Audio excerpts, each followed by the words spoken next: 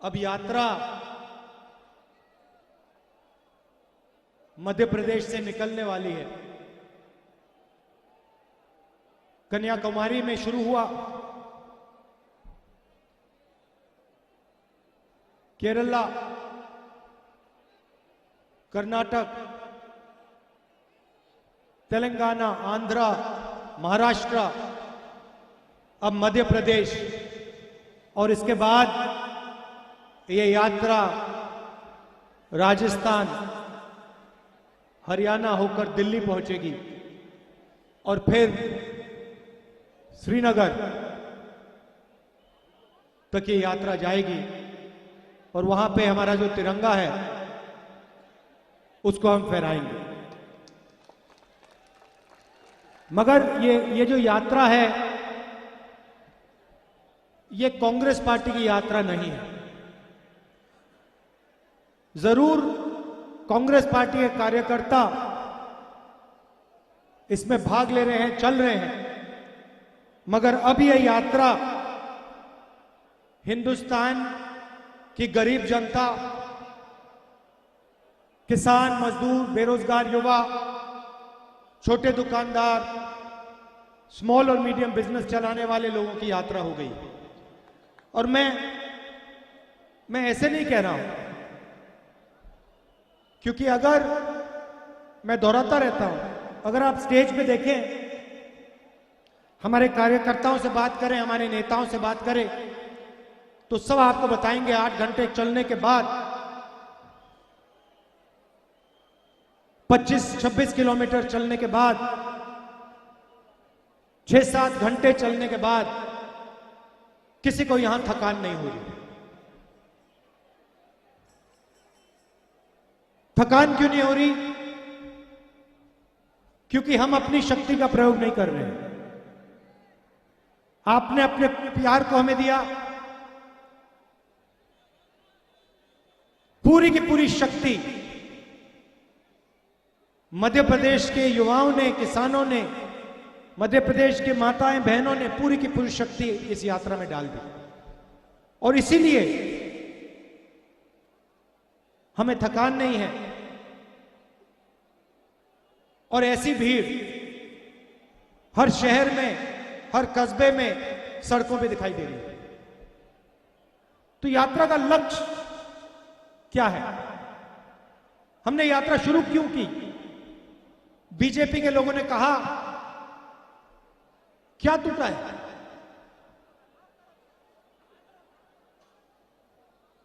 देखिए, सड़क पे मैं लाखों लोगों से मिला हूं। हजार क्या हजारों कहना चाहता था, मगर नहीं, हजारों से नहीं, लाखों लोगों से मैं मिला हूं। किसानों से, मजदूरों से, बच्चों से, सबसे। आप किसानों से बात करो, सीधा आपको 3-4 चीजें कहते हैं। यूरिया नहीं मिलता, डीएपी नहीं मिलता, जब मिलता है बहुत महंगा हो गया है। हम बीमा का पैसा भरते हैं, तूफान आता है, आंधी आती है, नुकसान हो जाता है, खेत बर्बाद हो जाता है। बीमा वाली प्राइवेट कंपनी मिलती नहीं है, ना इंटरनेट पे मिलती है, ना टेलीफोन पे मिलती है, सही दाम नहीं मिलता, हमारा कर्जा माफ कभी नहीं होता। और पूछते हैं किसान, पूछते हैं, राहुल जी हमें आप एक बात समझाइए, हिंदुस्तान के सबसे बड़े अरबपतियों का कर्जा माफ हो जाता है, बैंक के सामने लाल कालीन लग जाता है, और हमारा 50,000 रुपए का लोन, 1 लाख रुपए का लोन माफ नहीं होता। क्यों? हमने क्या गलती की? हम में क्या कमी है? ये हजारों किसानों ने मुझसे पूछा। दूसरी तरफ आप युवाओं से बात करो, कहेंगे इंजीनियरिंग की, माता पिता ने पूरा का पूरा पैसा जो था उनके पास शिक्षा में डाल दी। प्राइवेट कॉलेज, प्राइवेट यूनिवर्सिटी में पैसा डाला। इंजीनियर बनने का सपना था, पास हुए, पता लगा हिंदुस्तान में इंजीनियर नहीं बनता है। इंजीनियर जाके सड़कों पर मजदूरी करता है।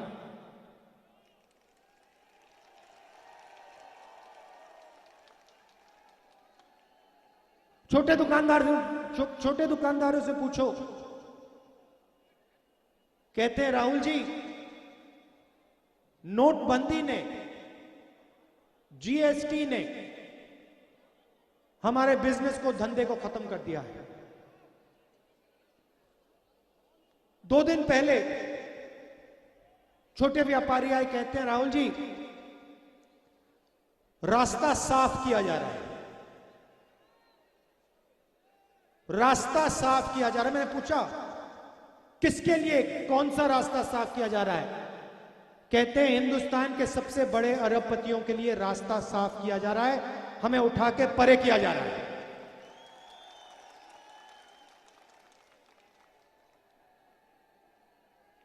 और फिर जहां भी इनको मौका मिलता है,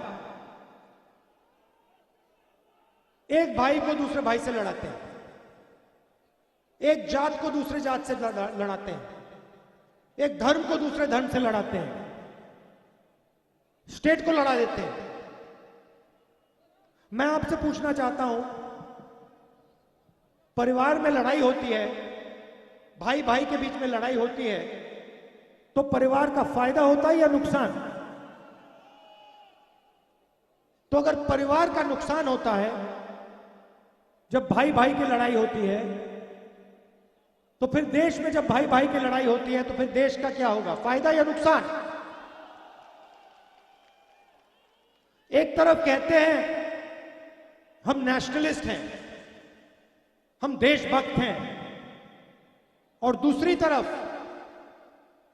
नफरत फैलाते हैं, भाई से भाई की लड़ाई कराते हैं।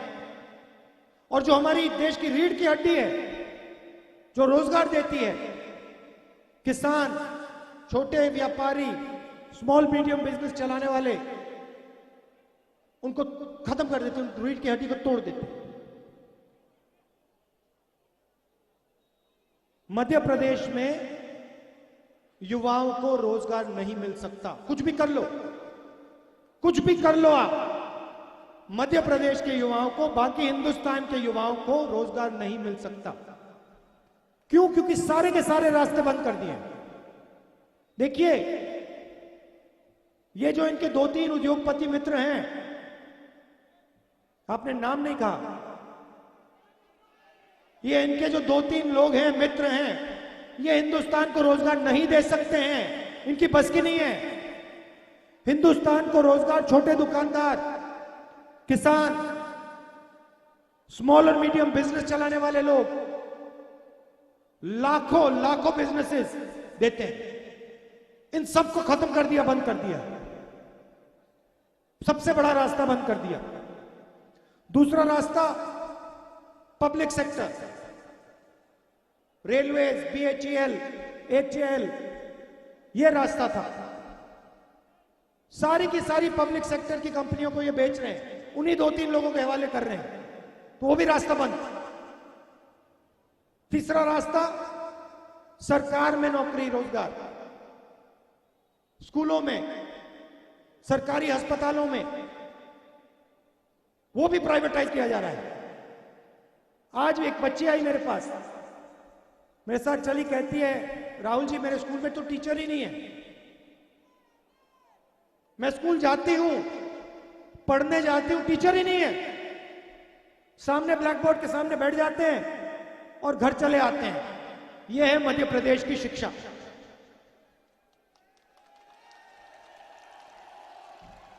अच्छा, बहुत लोगों से मिला हूं।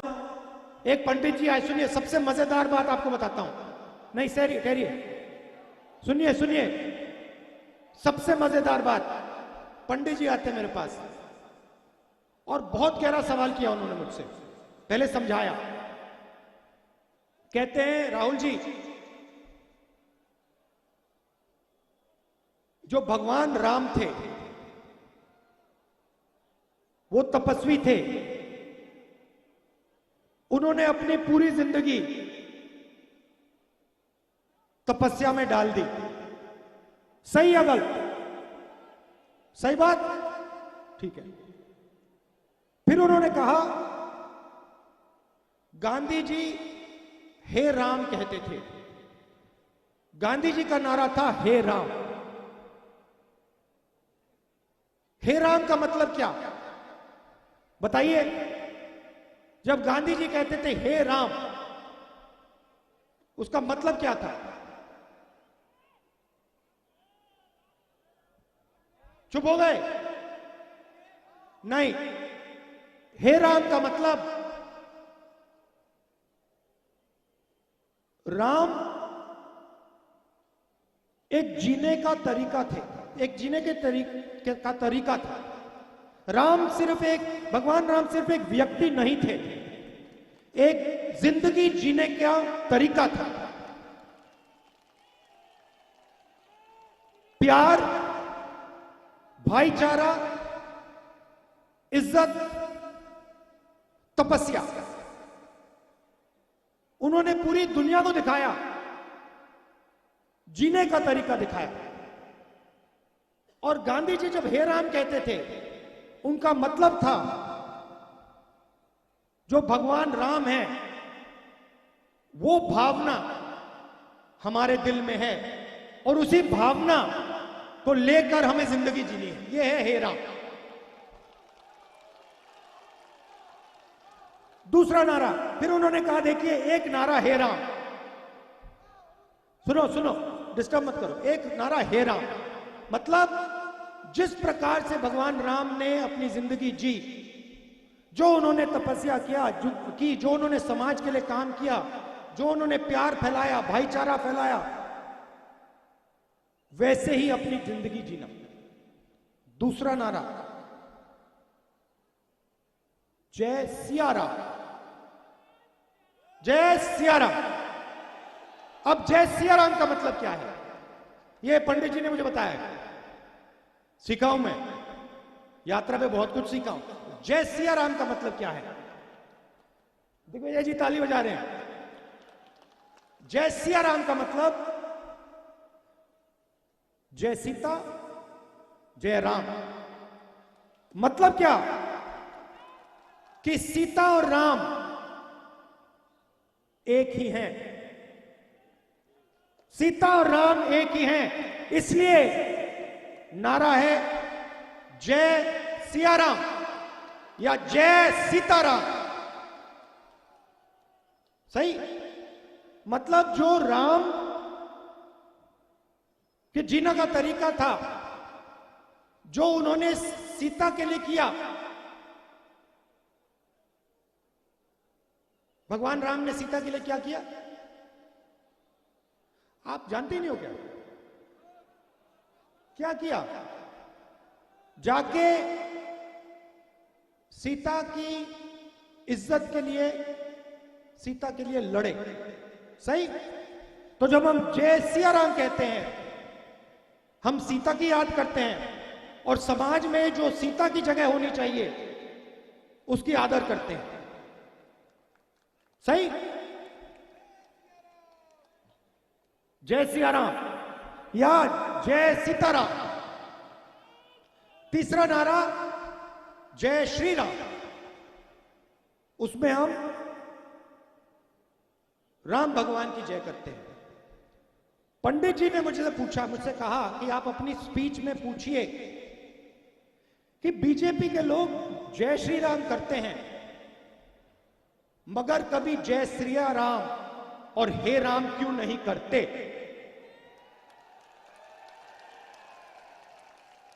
मुझे बहुत अच्छा लगा, बहुत गहरी बात बोली, क्योंकि वो सबसे पहले आरएसएस के लोग, बीजेपी के लोग, क्योंकि वो सबसे पहले जिस भावना से राम ने अपनी जिंदगी जी, उस भावना से अपनी जिंदगी नहीं जीते हैं। क्योंकि राम ने किसी के साथ अन्याय नहीं किया। राम ने समाज को जोड़ने का काम किया। राम ने सबको इज्जत दी। भगवान राम ने किसानों को, मजदूरों को, व्यापारियों को, सबकी मदद की। सही? ठीक है। तो जो उनकी भावना थी, जो उनका जीने का तरीका है, उसको आरएसएस के लोग और बीजेपी के लोग नहीं अपनाते।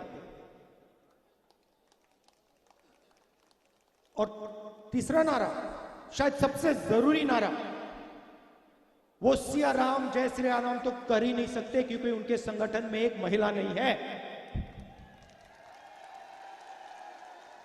तो वो जय सिया राम का संगठन ही नहीं है, क्योंकि उनके संगठन में महिला तो आ ही नहीं सकती। सीता तो आ ही नहीं सकती।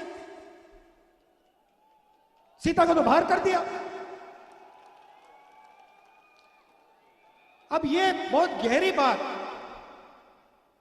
मध्य प्रदेश के एक पंडित जी ने सड़क पे मुझे कही है। कैसी लगी आपको? बढ़िया लगी? तो हमारे जो आरएसएस के मित्र हैं, मैं उनसे कहना चाहता हूं, जय श्री राम जरूर, जय सिया राम और हे राम तीनों का प्रयोग कीजिए और सीता जी का अपमान मत कीजिए।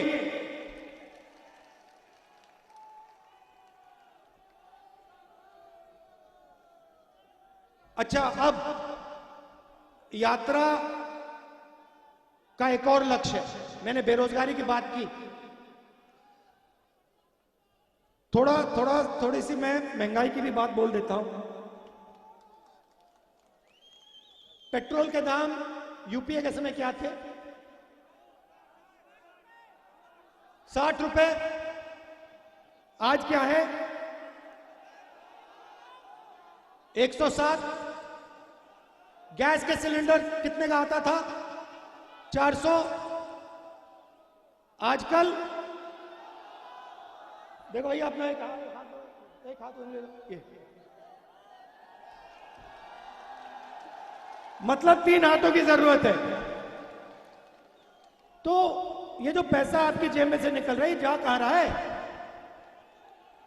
पैसा गायब तो नहीं होता। आपको जब पैसा मिलता है, आप अगर उस पैसे को ऐसे रख के गिराते तो गायब तो नहीं होता ना, आपके जेब में से कहीं और जाता है ना? आप किसी दुकानदार को देते हो तो पैसा घूमता है। तो जब ये पेट्रोल का पैसा आपके जेब में से निकल रहा है, डीजल का पैसा निकल रहा है, गैस सिलेंडर का पैसा निकल रहा है, ये कहां जा रहा है? ये आसमान में तो नहीं जा रहा, समुद्र में तो नहीं जा रहा, हिंदुस्तान के सबसे बड़े 2-3 अरबपतियों के हाथ जा रहा है। वो कुछ भी कर सकते हैं भाई और बहनों। सड़क बनवा सकते हैं, पोर्ट खरीद सकते हैं, एयरपोर्ट उनके, सेलफोन उनका, माइक्रोफोन देखूंगा शायद उनका नाम इसमें मिल जाए। इसके नीचे देखूंगा, देखो यहां भी उनका नाम मिल जाएगा। जूते में देखो, वहां भी उनका नाम, लाउडस्पीकर पे उनका नाम। तो 2 देश बन रहे हैं, एक अरबपतियों का, उसमें जो भी करना है कर लो, जो भी सपना है देख लो, और दूसरा बाकी हिंदुस्तान गरीबों का, किसानों का, मजदूरों का, छोटे दुकानदारों का, उसमें आप बेरोजगार रहो, महंगाई के अंदर डूबो। ऐसा हिंदुस्तान हमें नहीं चाहिए। हमें न्याय का हिंदुस्तान चाहिए। और इसलिए यात्रा श्रीनगर में जाकर तिरंगे को लहराएगी। आपने अपना प्यार दिया, मोहब्बत दी, दिल से आपका बहुत बहुत धन्यवाद। नमस्कार, जय हिंद।